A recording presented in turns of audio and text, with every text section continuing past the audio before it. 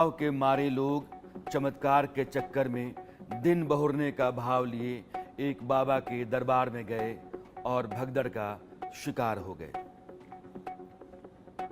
मारे गए लोग एक बाबा के पैरों की धूल से धन्य हो जाने का भाव लेकर के गए थे और वहां भगदड़ हो गई। बाबा ने प्रचारित कर रखा है कि वह दैवीय शक्ति की देह है, उसको ईश्वर की अनुभूति हुई है, वह दुख दरिद्र को देखते ही देखते दूर कर देगा। चमत्कार से चौंधियाई भारी भीड़ बाबा का पीछा करती रही है। लोग यह मानने लगे कि बाबा के पैरों की धूल भर से घर धन्य धान्य से भरपूर हो जाता है, लेकिन हाथरस में उसी चमत्कार के चक्कर में सत्संग की जगह मरघट बन गई। चीख पुकार मच गई, मुआवजे का ऐलान हो गया, देश में कोहराम मच गया। मुख्यमंत्री योगी आदित्यनाथ ने न्यायिक जांच के आदेश दे दिए और बाबा भाग गया। रफू चक्कर हो गया, लापता हो गया, कहां है किसी को नहीं पता। पुलिस की नौकरी से निकाला हुआ सूरजपाल आज से 26 साल पहले नारायण सरकार हरि बन गया। बोले बाबा भी लोग उसको कहते हैं। बाबा अपने कथित चमत्कार से लोगों की आस्था को बंधक बनाकर अपना बेरोक टोक बेहिसाब साम्राज्य बढ़ाता गया। आज वही कानून से खुद को बचाने के लिए किसी ठिकाने में छिपा बैठा है। उसको निरपराध सीधे साधे लोगों की मौत पर दुख या संवेदना जताने की औपचारिकता भर निभाने से अधिक जरूरी खुद को कानून के शिकंजे से बचाए रखना लग रहा है। यह है बाबा और बाबा के चमत्कार का सच। जिस बाबा के पीछे लोग अपना सब कुछ भूल बैठते हैं, उसका माया जाल ही सभी दुखों से मुक्ति लगने लगता है।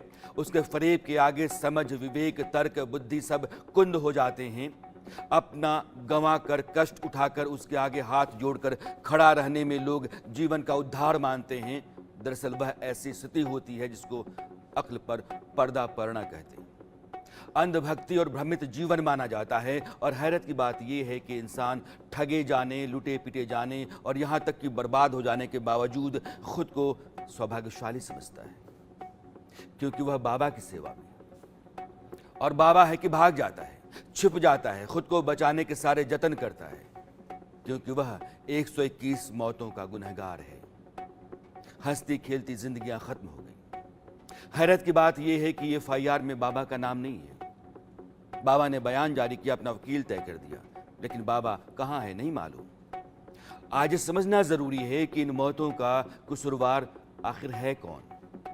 मगर इससे कहीं अधिक जरूरी यह जानना है कि देश में चमत्कार को खुली छूट देकर के लोगों को लूटने का अधिकार क्यों है। सवाल जरूरी है, लाजमी है। हाथरस हादसे पर स्वयंभू संत साकार हरि भोले का पहला बयान सामने आया है। बाबा ने क्या कहा है? सूरजपाल सिंह यानी कि भोले बाबा,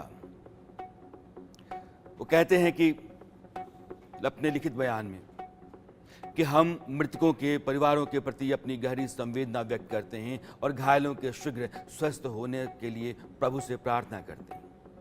इसमें यह भी लिखा है कि जब समागम में भगदड़ हुई उस वक्त वो वहां नहीं थे। इस फरेब का जो सच है क्या है मैं आपको बताऊंगा, लेकिन एक आदमी जो भाग जाता है, जिसकी गाड़ी की धूल को पाने के चक्कर में लोग जवान गंवा बैठते हैं, वो कहता है कि वो बहुत पहले निकल गया था।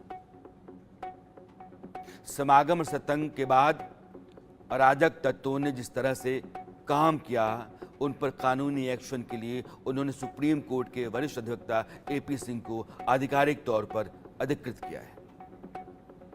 ये बाबा ने कहा है। अब सवाल ये है कि बाबा इस तरह का जो समागम करता है, इतनी भारी भीड़ जो आती है, उसमें जो बदनिजामी होती है, क्यों है?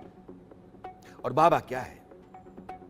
जो आदमी सूट बूट चश्मा की चमक में रमा रहता हो, जो मंच पर साज सज्जा सुख सुविधा चमक दमक भरपूर चाहता हो, वह किस बात का धर्मात्मा है?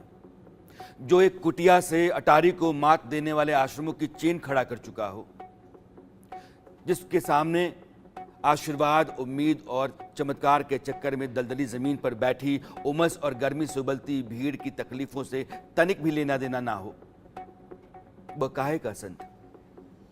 जो अपने दर्शन भर से ही लोगों के लिए अपने दर्शन भर को, जो लोग सामने बैठे हैं उनके लिए बड़ा पुरस्कार मानता हो, जो अपने पैरों की धूल भर पा लेने को भक्तों के लिए धन हो जाना मानता हो, वह किस बात का महात्मा? जो लाव लश्कर चेले चपाटी चमचो चाटुकारों की फौज लेकर के दिन रात फरेब की फांस तैयार करता हो, वो किस बात का बाबा? लेकिन ऐसे बाबा इस देश में लगातार अपनी दुकान लगाते रहते हैं, अपना बाजार चमकाते रहते हैं और इस तरह के हादसे होते रहते हैं। इस देश में बहुत बड़े संत हुए, कबीरदास। आज बहुत सारी सच्चाइयां आपके सामने खोलना है और बहुत सारे सवालों पर चर्चा करनी है कि संत कौन है, महात्मा कौन है, धर्मात्मा कौन है, और हम जिसको समझ रहे हैं हमारी बुद्धि कहां है, विवेक कहां है, तर्क कहां है। यह सवाल दोनों तरफ है। कबीर क्या कहते हैं?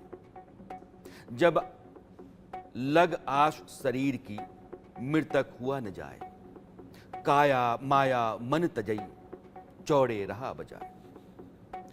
मतलब यह है कि जब तक शरीर की आशा और आसक्ति है तब तक कोई मन को मिटा नहीं सकता है। इसलिए शरीर का मोह, माया का लालच और मन की वासना को मिटाकर सत्संग रूपी मैदान में विराजना चाहिए। कौन सत्संगी होता है, कबीर ये बताते हैं। और बाबा नारायण साकार हरि किस तरह का सत्संगी है? झूठ फरेब से भरे जीवन और चमत्कार के चक्रव्यूह में लोगों को फांसने वाला फरेबी इंसान, चमत्कार का दावा कर लोगों को अपनी तरफ खींचने और भरमाने वाले बाबाओं पर तो तुरंत रोक लगनी चाहिए। चमत्कार व्यक्ति को उद्यम, परिश्रम,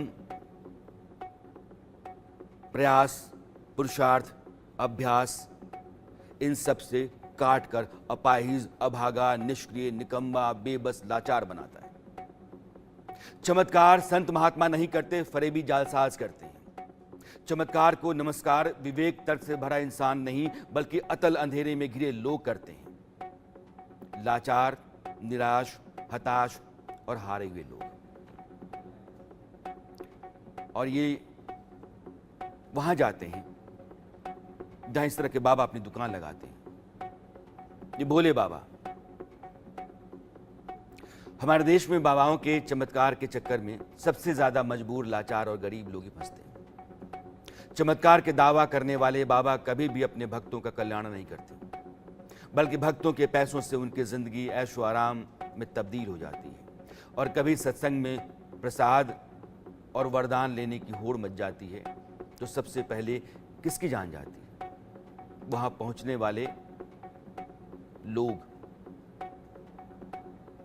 जो बाबा के चक्कर में सब कुछ छोड़ करके दौड़ते हैं। गरीब, मजबूर लोग जिनके जिंदगी में बाबा के अलावा कुछ और नहीं होता है, लेकिन ये तमाम बाबा अपने भक्तों का गलत फायदा उठाते हैं। मैं संत महात्मा की जो परिभाषा है, उस परिभाषा पर जो लोग खड़े हैं, उस जमात को अलग करके मैं उन लोगों की बात कर रहा हूं जो जालसाज हैं, फरेबी हैं। बाबा ने एपी सिंह को अपना वकील नियुक्त किया है और एपी सिंह क्या कह रहे हैं ये सुनिए आप।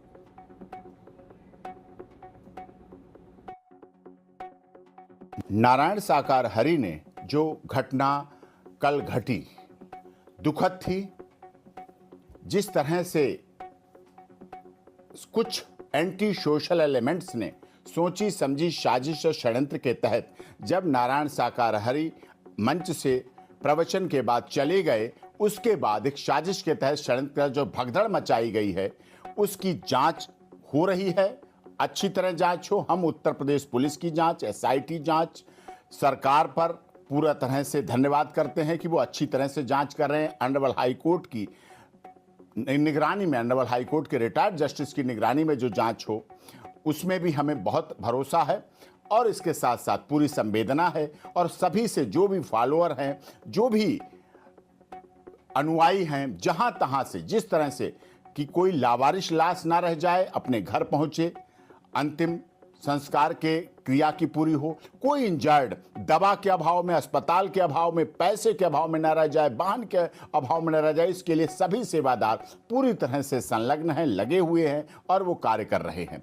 और इसी के लिए नारायण साकार ने अपनी संवेदना व्यक्त की है और अस्पताल में इलाज के लिए भी किया है, और जो भी आगे प्रोसेस होगा उसमें आगे सहयोग होगा, हर तरह से होगा। घटना दुखद है, बहुत ही जिसके लिए शब्द नहीं, निशब्द है, जिसके लिए शब्द व्यक्त नहीं किए जा सकते हैं, लेकिन फिर भी धैर्य रखना है सबको, और जांच हो, कड़ी सजा मिले, जो भी दोषी हैं इसमें उनको दंड मिले, लेकिन जांच के साथ साथ इसमें पारदर्शिता होनी चाहिए। नारायण साकार हरि के जीवन में लोग कहते हैं पीछे भागे, उनके यहाँ कभी पैर छूने की प्रथा नहीं है, कभी उन्होंने जीवन में पैर नहीं छुलाए, उनके यहाँ कभी चंदा, दान पात्र, डोनेशन की कोई व्यवस्था नहीं है। वो नारायण साकार हरि आज कोई मोबाइल फोन नहीं रखते, कोई सोशल साइट्स नहीं है उनकी, कोई यूट्यूब चैनल नहीं है, कोई पत्रिका नहीं छपती है, कोई Facebook page, Instagram, WhatsApp group, कभी कुछ नारायण साकार हरि जी का नहीं रहा है। बिल्कुल उनका सुचिता का जीवन है, इसीलिए जो भी संवेदना है वो व्यक्त की जा रही है। और विलंब के कारण यह है कि कोई उनका कनेक्शन है, लॉ एंड ऑर्डर है, लॉ एंड ऑर्डर की व्यवस्था है, पुलिस प्रशासन है, वो भी व्यवस्थाएं देखनी, हमें सबकी बात माननी है, हमें सबके ऊपर विश्वास रखना है, हमें सब पर भरोसा रखना है इस आधार पर। लेकिन कोई भी आगे कानूनी कार्रवाई होगी वो हम लोग करेंगे। और नारायण साकार हरि ने सदैव शुचिता का जीवन जिया है। कभी जो आरोप प्रत्यारोपों की बात करें पूरे झूठ है, मनगढ़ंत है, साजिश है, षड्यंत्र के साथ सनातन धर्म की वजह से, उन्हें सनातन धर्म के प्रवर्तक हैं इसलिए उनके साथ ऐसा कुछ लोग सोची समझी साजिश